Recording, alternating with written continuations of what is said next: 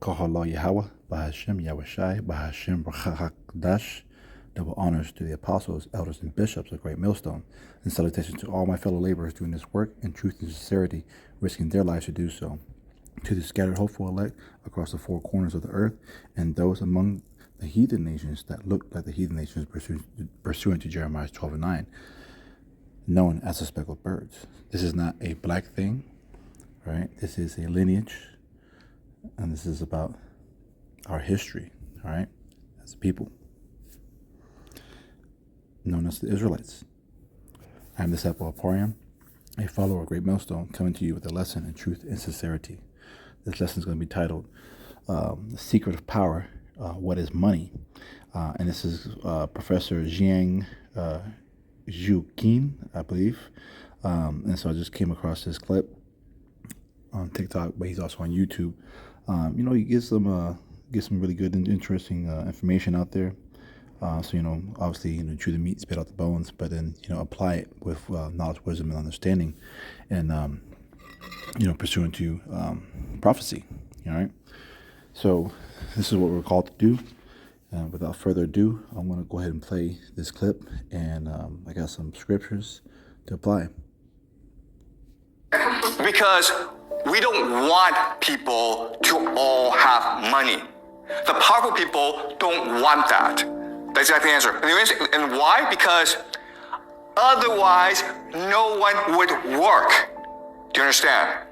The point of putting money is not to give you money. The point of putting money is to create the illusion that money is valuable, and therefore you work hard in order to obtain it. But in order for me to... So with that said, I want to start off with my first scripture in the book of Ecclesiastes, chapter 7. We're going to read verses 8 to 12. It says, and the reason why I'm reading this is because we know that this money system is collapsing, okay? And they're trying to enact central bank digital currency, and then eventually, we know it's going to lead to the furthering of the beast system, but eventually into that mark of the beast. So verse 8, it says, better is the end of a thing than the beginning thereof, and the patient in spirit is better than the proud in spirit. And so, be not hasty in thy spirit to be angry, for anger resteth in the bosom of fools. Say not thou, or what is the cause that the former days were better than these? For thou dost not inquire wisely concerning this. Wisdom is good with all inheritance, and by it there is profit to them that see the sun. For wisdom is a defense, and money is a defense, but the excellency of knowledge is that wisdom giveth life to them that have it. Okay, so we're not saying that obviously the money's a bad thing. We happen to be here, in this system. We're in the land, in this day in the land of our captivity, as Baruch 2:30 says. But we're not to be fools as well, and know that our riches are not something that's going to be stuck here in this world. Okay, for the riches here are moth eaten and corrupted. Right, we store our riches up in in the heavens. All right, so that's where our riches are going to be. Where they're not going to be moth eaten or corrupted. Make you want to get money, I need to create artificial misery. Do you understand? Right? If there weren't poor people, you wouldn't want to be rich. It's only because you see people suffer that you would want to go make money for yourself. What do your parents tell you? Your parents tell you, work hard in school, make a lot of money. Otherwise, you're going to end up like a poor person. Right? Well, guess what? If there are no poor people, your parents couldn't say that to you. And you wouldn't want to work hard in school. Right? That's why we have poverty. Because poverty creates the illusion that money is valuable. So with that, going to the artificial misery, we'll go to Proverbs chapter 30, verses 8 and 9. And it reads, remove far from me vanity and lies. Give me neither poverty nor riches. Feed me with food convenient for me, lest I be full and deny thee and say, who is the Lord Yahweh? Or lest I be poor and steal and take the name of my power in vain. So essentially, poverty is not what you do to yourself, but what the powerful will do to you, i.e., this beast system. Okay. It says, so essentially, we're asking, for a balanced life and righteousness. Spiritual dangers of both. And this is showing you the spiritual dangers of both the extremes of wealth and poverty, and the denial of Yahweh and disrespecting Yahweh's name. So we don't want to be in that state. In other words, poverty isn't what you do to yourself, it is what the powerful will do to you. Now let me ask you another question. And so, with that statement he just said, poverty is not what you do to yourself, but what the powerful will do to you. Let's go to Luke chapter 16.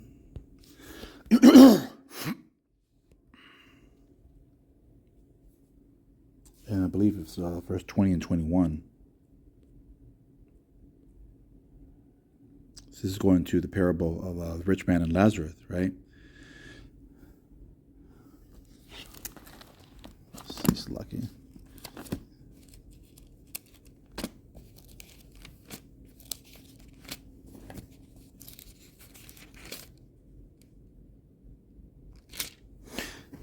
All right, so Luke 16 and 20 says, and there was a certain beggar named Lazarus, which was laid at his gate full of sores.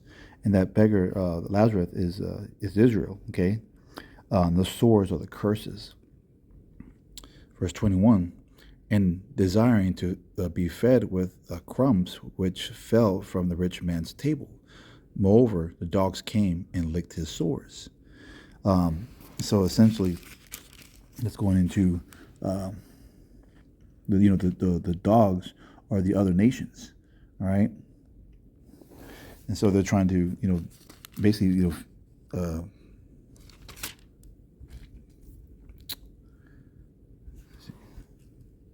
go up against of Israel, all right?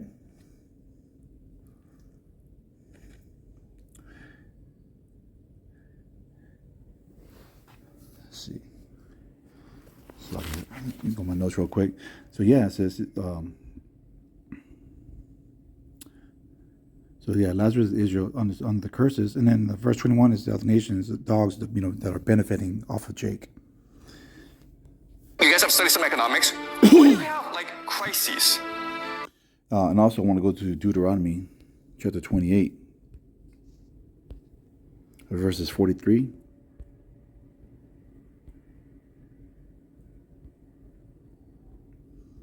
It says, the stranger that is within thee shall get up above thee very high, and thou shalt come down very low.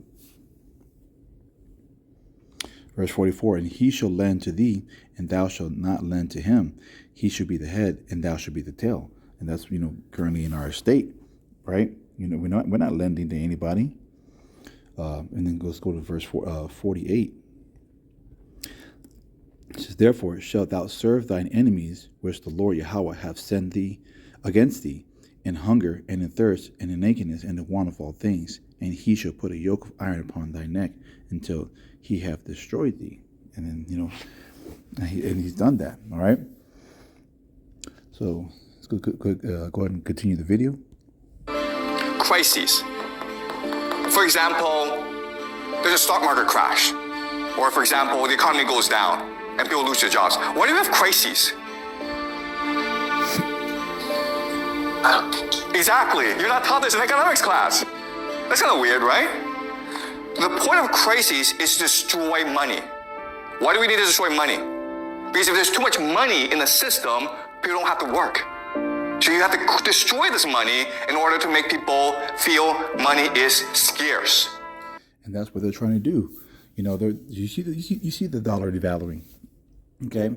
And so essentially, they want to this is that whole Hegelian dialect. The problem, reaction, solution. So, too much money in the system and people don't have to work. That just goes into what a lot of these people are saying, especially like was it Elon Musk talking about how there's going to be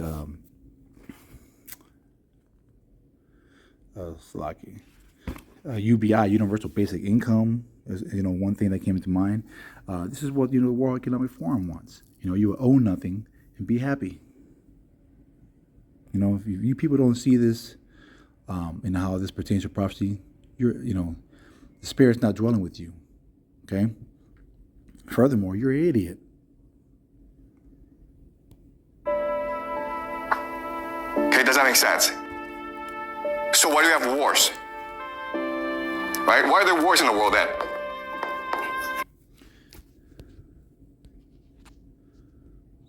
Let's go to Psalms 34.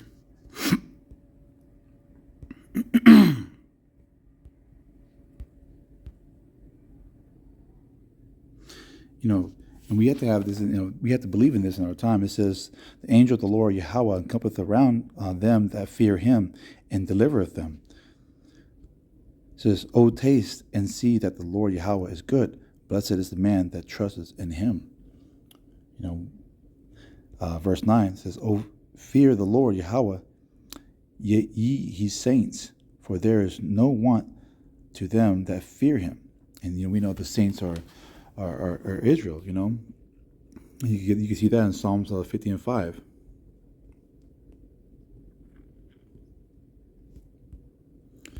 It says, gather my saints together unto me, those that have made a covenant with me by sacrifice.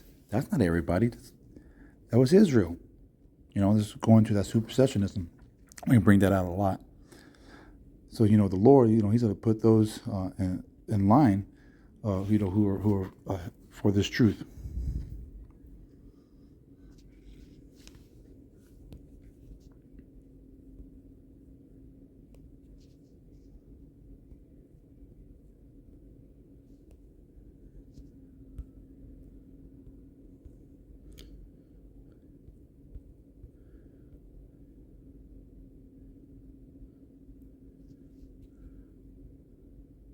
This is Psalms 81 and 12. It says, I'll read this in the NLT. It says, so let them follow their own stubborn desires, living according to their own lives, to their own ideas, like you. So, those who are not going to get this, this is what we got to do, all right? Let's go to 1 Corinthians 7 and 14.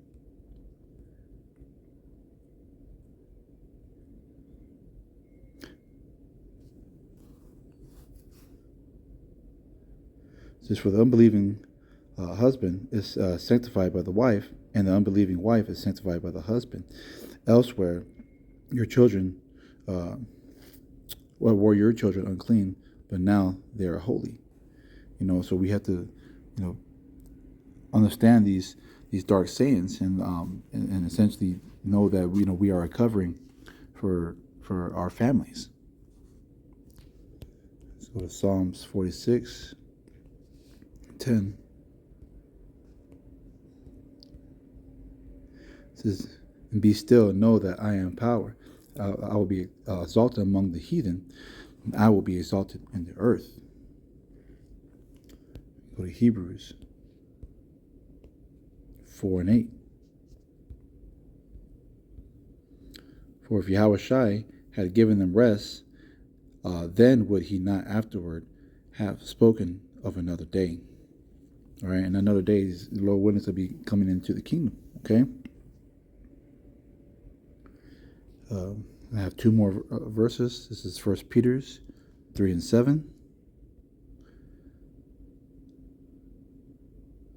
It says, it says, likewise, ye husbands, dwell with them according to knowledge, and give honor unto the wife, and as unto the weaker vessel, and as being heirs together to the grace of life, that your prayers be not hindered.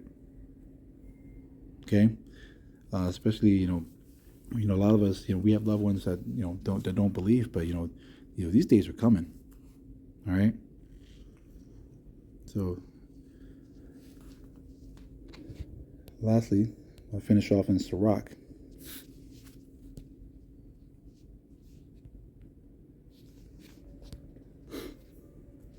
Chapter 37.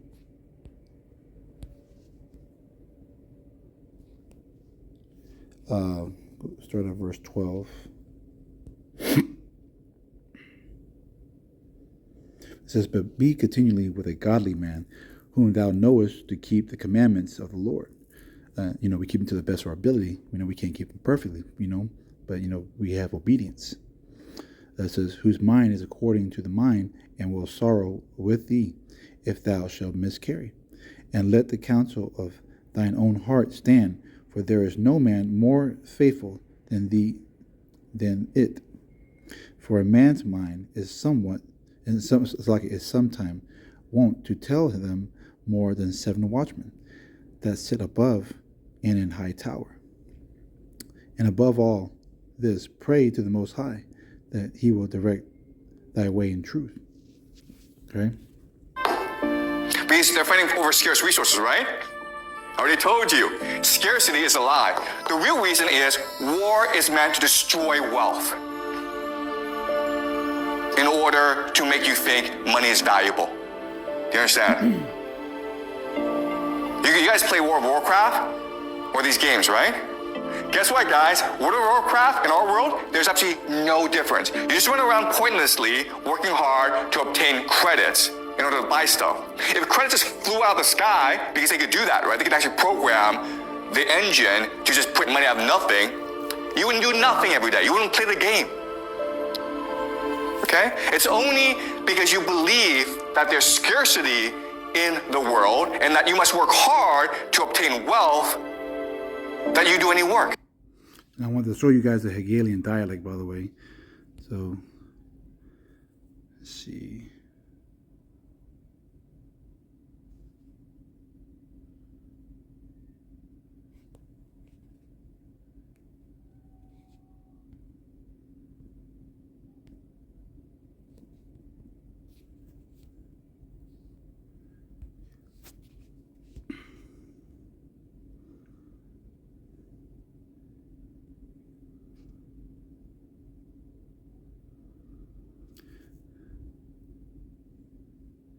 See this right here?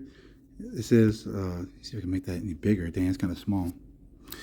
It says a framework for guided, a framework for guided thoughts and actions into conflicts that lead to synthetic solutions, which can only be introduced once the being manipulated to take a side, and that will advance the predetermined agenda. Okay, and that's what they're trying to do. This is all predetermined. It says, "Why are there wars?"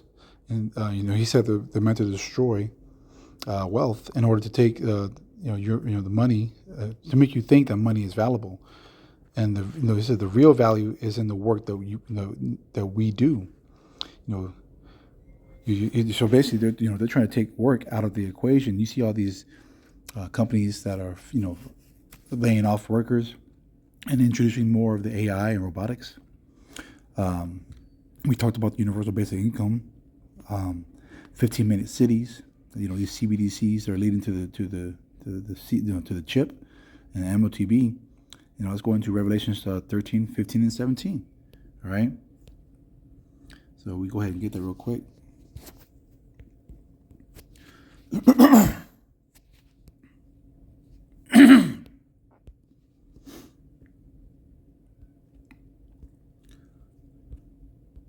This is the times we're coming in right here. It says, "And he hath power to give life unto the image of the beast, that the image of the beast should both speak and cause that as many as would not worship the image of the beast, should be killed." And so, that image is speaking, boldly right now. Verse 16, "And he causes all, both small and great, rich and poor, free and bond, to receive that mark in their right hand or in their foreheads, that no man shall buy or sell, save he that hath the mark, or the name of the beast, or the number of his name." And you can't escape this. All right, I don't care where you go to. Just Jacob's trouble is going to affect all of Jacob, all around the world. All right? You have to have that faith.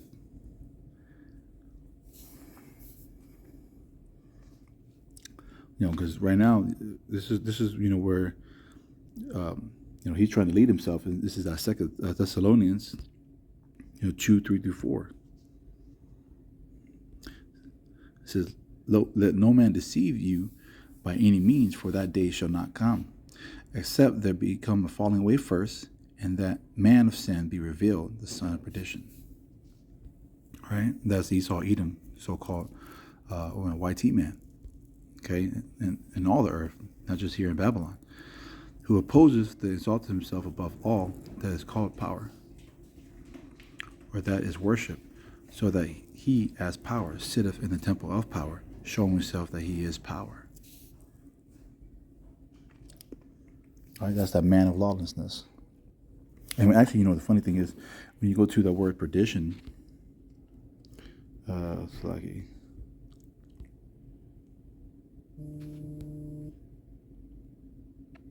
right here. It's like my alarm came on, so I'm over here out of town. But if you go to that word perdition, it's actually quite interesting. And I never really got into that word. Just want to show you guys this real quick.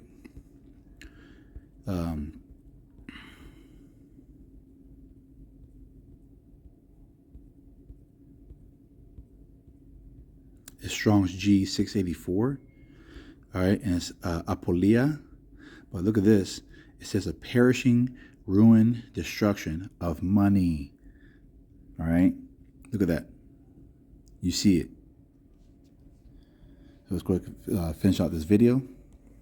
Do you understand this? Okay, so this world that we live in, it's a complete illusion created by central banking in order to make us work as hard as possible. Because the real value is not money. The real value is the work we do. Okay, does that make sense, guys?